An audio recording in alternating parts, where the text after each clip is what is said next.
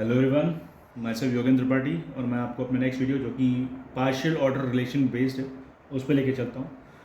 Partial order set को हम पोसेट बोलते हैं, इसका शॉर्ट फॉर्म है पोसेट और लिखा जाता है पार्शियल ऑर्डर सेट। तो किसी भी रिलेशन और डिनोट किया जाएगा इसको ए कॉमा आर से, जहाँ पर ए जो है हमारा वो किसी सेट को बिलोंग करेगा और आर जो है उस सेट पे डिफाइंड रिलेशन होगा। तो किसी भी रिलेशन को जब हम इस तरीके से कुछ लिखते हैं तो उसको पोसेट बोलते हैं। और पोसेट बोलने के लिए क्या होगा कि उसमें 3 कंडीशंस का होना बहुत ज़रूरी है या 3 रिलेशंस का होना बहुत ज़रूरी है। किसी भी रिलेशन को हम पोसेट तभी बोल सकते हैं जब उसमें रिफ्लेक्सिव पेयर एग्जिस्ट करे, उसमें एंटीसिमेट्रिक पेयर एग्जिस्ट करे, उसमें ट्रांजिटिव पेयर एग्जिस्ट करे। इस पर्टिकुलर पोसेट में कोई नया कॉन्सेप्ट नहीं है, हमने आपको पिछले वीडियोज़ में भी इन तीनों रिलेशंस के बारे में बता रखा है, रिफ्लेक्सिव, एंटीसिमेट्रिक और ट्रांजिटिव के बारे में। तो क्वेश्चंस के थ्रू इसको सॉल्व करेंगे तो आपको वापस इस चीज़ को रिमाइंड करा देंगे कि क्या चीज़ होती है। अगर नहीं समझ में आता है फिर भी तो आप मेरे पुरानी वीडियो में इसको देख सकते हैं। तो आइए चलते हैं नेक्स्ट क्वेश्चन पे कि कैसे किसी भी सेट पे दिए हुए रिलेशंस को आप पोसेट बोलोगे या नहीं बोलोगे। तो क्वेश्चन स्टार्ट करते हैं। जैसे हमारे पास कोई एक सेट दे रखा है ए, जिसके एलिमेंट्स दे रखे हैं 1 2 3। अब इस पर एक डिफाइंड रिलेशन हमारा दिया हुआ है 1 1 2 2 3 3।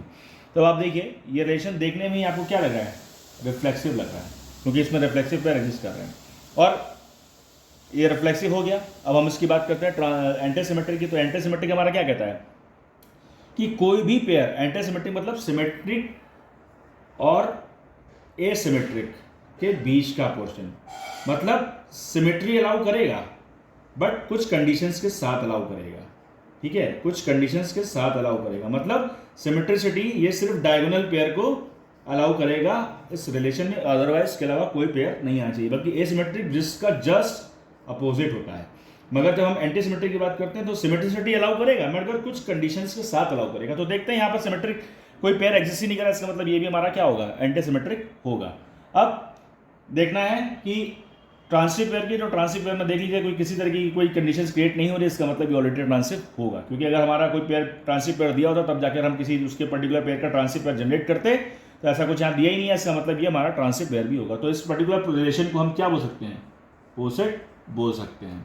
नेक्स्ट बात करते हैं, सेम सेट ऑफ एलिमेंट्स है, इस पर डिफाइन है क्या रिलेशन दिया हुआ 1 1 2 2 3 3। तो आप देखिए इस पर्टिकुलर से क्या प्रूफ हो रहा है कि ये हमारा रिफ्लेक्सिव पेयर होगा। अब रिफ्लेक्सिव तो प्रूफ हो गया, तो क्या देखते हैं एंटीसिमेट्रिक है क्या।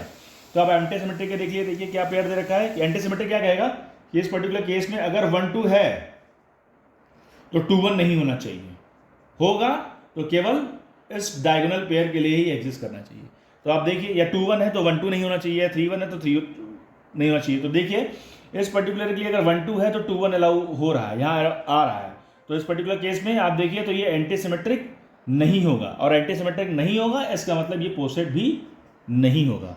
बाकी 3 1 दिया है, उसका भी 1 3 हो रहा है नहीं हो रहा, मगर अब इससे मतलब नहीं, क्योंकि अब यहाँ पर देखिए इस पर्टिकुलर केस के लिए ये एंटीसिमेट्रिक नहीं होगा, और एंटीसिमेट्रिक नहीं होगा तो इसका मतलब यहाँ पर ये पोसेट भी नहीं होगा। क्योंकि देखिए अगर हमने इसमें से कोई एक पेयर होता, 1 2 या 2 1 में से कोई एक पेयर होता, तब इसको हम एंटीसिमेट्रिक बोल सकते थे। तो और यहाँ पे जैसे 3 1 दिया तो इसके पर्टिकुलर केस के लिए भी ये हमारा एंटीसिमेट्रिक होता। तो एंटीसिमेट्रिक कब अलाउ होगा, जब सिर्फ और सिर्फ इसमें डायगोनल एलिमेंट ही होंगे, तब डायगोनल एलिमेंट मतलब 1 1 2 2 और 3 3। इसके अलावा कोई और फर्दर ऑर्डर्ड पेयर अगर एग्जिस्ट कर रहा है और इसका रिवर्स भी एग्जिस्ट कर रहा है तो वो एंटीसिमेट्रिक नहीं होगा। ठीक है, नेक्स्ट बात करते हैं सेम सेट पे। तो इसमें देखें क्या हो रहा है कि नहीं हो रहा है। इसमें देखिए यही तीनों चीज़ें पहले से कॉमन है, तो इसका मतलब ये रिफ्लेक्सिव पेयर तो होगा क्योंकि इसमें रिफ्लेक्सिव पेयर एग्जिस्ट कर रहा है। अब देखिए 1 3 तो 3 1 कहीं है नहीं है, इसका मतलब ये एंटीसिमेट्रिक को तरफ जा रहा है।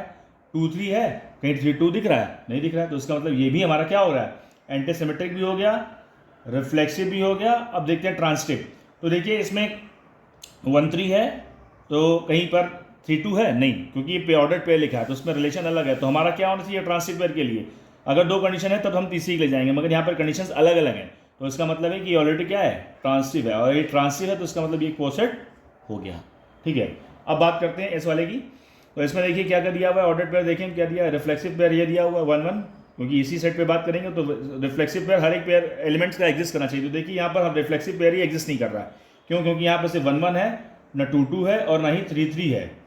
तो आप देखिए इस पर्टिकुलर केस में ये हमारा क्या हुआ, पोसेट ही नहीं हुआ। पोसेट क्यों नहीं हुआ, क्योंकि इसमें रिफ्लेक्सिव पेयर ही एग्जिस्ट नहीं करा, तो बाकी हम आगे चेक करने की बात ही नहीं है।